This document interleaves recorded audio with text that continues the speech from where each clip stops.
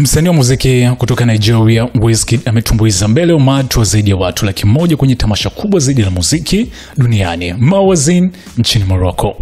Superstar huyo alitoa onyesho kali lililoweza kuacha mashabiki wakiwa na mshangao na hivyo kuendelea kuthibitisha hadhi yake kama mmoja wa wanamuziki wa Afrika wenye ushawishi mkubwa duniani.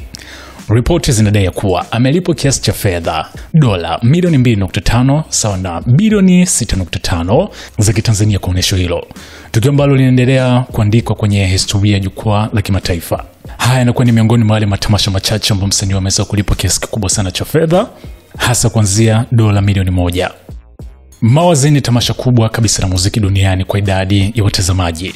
Hufanyika kila mwaka jijini Rabat, mji mkuu wa Morocco, na lilianzishwa mwaka 2001 chini ya mwamvuli wa taasisi ya Maro Cultures Foundation inayolenga kukuza utamaduni na sanaa nchini humo. Tamasha hili hufanyika kwa siku 9 na huvutia watazamaji ama wahudhuriaji zaidi ya milioni 2 wakitokea ndani na nje ya Morocco. Hushirikisha wasanii wakubwa kutokea Afrika, Ulaya, Amerika na Asia, na ina jukwaa maalum kwa wanamuziki wa Kiarabu na Kiafrika. Majukwaa yake yapo sehemu mbalimbali za Rabat zikiwemo OLM Suisi kwa mastaa wa kimataifa, Naida muziki wa Kiarabu, na saa wasanii wa Kiafrika na ndani ya nchi.